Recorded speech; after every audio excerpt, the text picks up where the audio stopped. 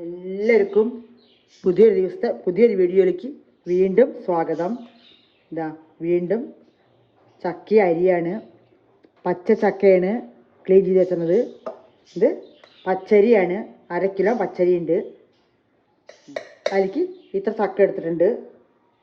ഉലുവ കുതിർത്ത് വെച്ച ഉലുവയാണ്, 1 സ്പൂൺ ഉലുവ ഉണ്ട്, വലിയ സ്പൂണിൽ അതേമാതിരി.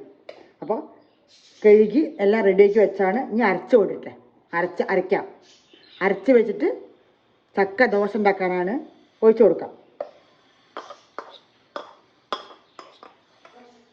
കുറച്ച് പാകത്തിന് വെള്ളം ഒഴിച്ചു കൊടുക്കാം. ഒരുപാട് ലൂസാവണ്ട. ഇനി അരച്ച് കൊണ്ടുവരാം. ഇതൊന്ന് അരച്ച ശേഷം ചക്ക അരയ്ക്കാം. അതേമാതിരി നല്ല പേസ്റ്റ് പോലെ അരച്ചെടുക്കണം. ഇനി ചക്ക ഇട്ട് അരയ്ക്കാം. ഇതിൽ ചക്ക പച്ച ചക്കയാണ്.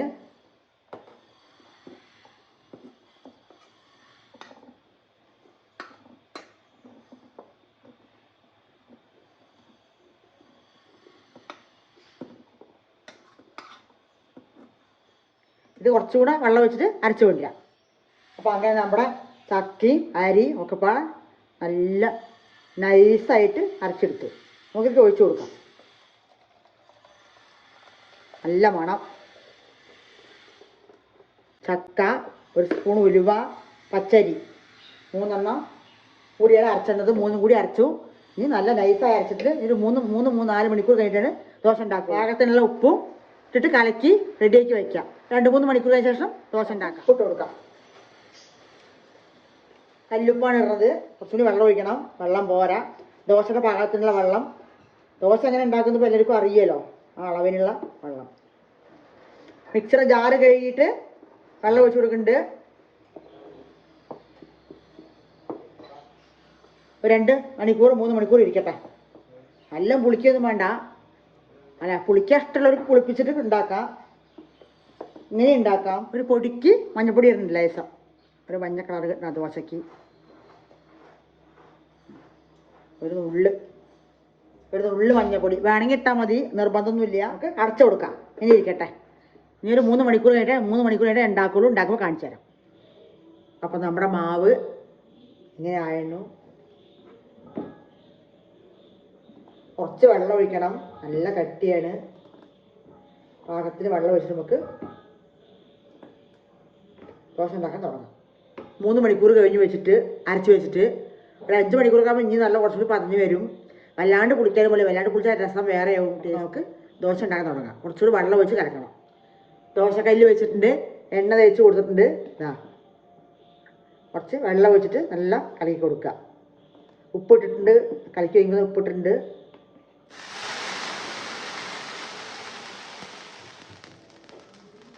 ഒഴിച്ച് കൊടുക്കുക.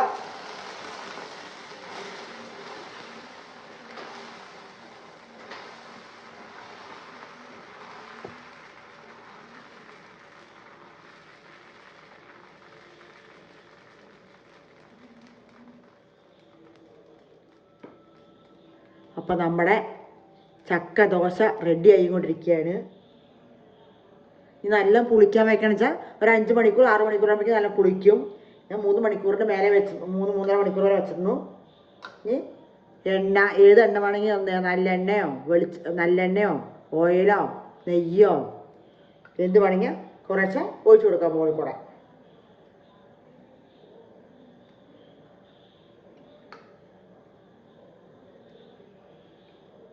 കുട്ടികൾക്കും മുതിർന്നവർക്കും എല്ലാവർക്കും കഴിക്കാൻ പറ്റും. ചക്ക കഴിക്കാത്ത കുട്ടികളൊക്കെ അടിച്ചത് അങ്ങനെയൊക്കെ ഉണ്ടാക്കി കൊടുക്കുക. നമുക്ക് ഇനി മറിച്ചിട്ട് കൊടുക്കാം.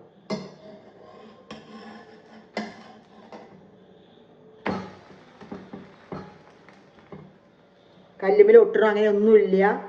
നല്ല മണം വരാൻ വേണ്ടിയിട്ടാണ് ഞാൻ ഉലുവ ഇട്ടണത്. ഉഴുന്നിട്ടിട്ടില്ല. ഉലുവ ഒരു വലിയ ടീസ്പൂൺ ഇട്ടിട്ടുണ്ട്. 1/2 കിലോ പച്ചരിക്ക്. പിന്നെ ഒരു ഗ്ലാസ് കണക്ക് നോക്കുക. 1 ഗ്ലാസ് അരിക്ക് 2 ഗ്ലാസ് ചക്ക, അങ്ങനെ ഇട്ട് കണക്കിട്ടാൽ മതി.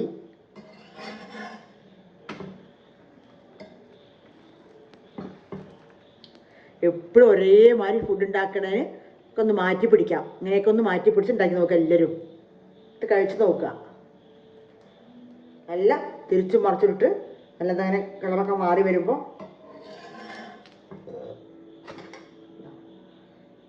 അടിപൊളി സൂപ്പർ ടേസ്റ്റുള്ള ദോശ നമുക്ക് ഉണ്ടാക്കിയെടുക്കാം.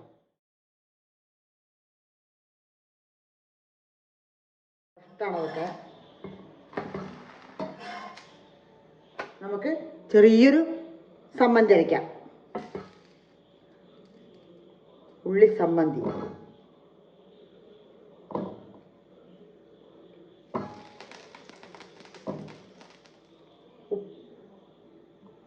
ഉണക്കമുളകിൻ്റെ പൊടിയാണ്, മുളക് പൊടിയാണ് പൊടി, 2 അല്ലി ഉപ്പ്. ഉപ്പ് നമുക്കൊന്ന് അടിച്ചെടുക്കാം മിക്സിയിൽ ജാറിൽ. വളരെ സിമ്പിളായ ഒരു ഉള്ളിച്ചമ്മന്തി. ഇതങ്ങോട്ട് കൂട്ടിക്കഴിച്ചാൽ ഉണ്ടല്ലോ, ഒന്നും പിന്നെ പറയാനേ ഇല്ല. കുറച്ച് വെളിച്ചെണ്ണ വെച്ചെടുക്കാം. വെളിച്ചെണ്ണ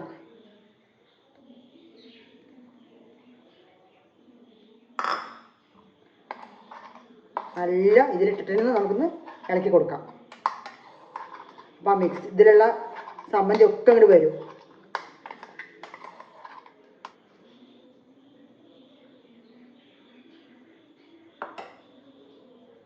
നല്ല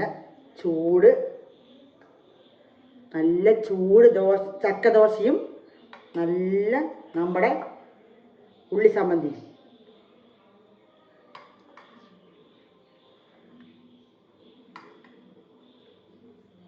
അപ്പം എല്ലാം ഉണ്ടായി കഴിച്ച് നോക്കണം. അടുത്തൊരു വീഡിയോ ആയിട്ട് വീണ്ടും കാണാം.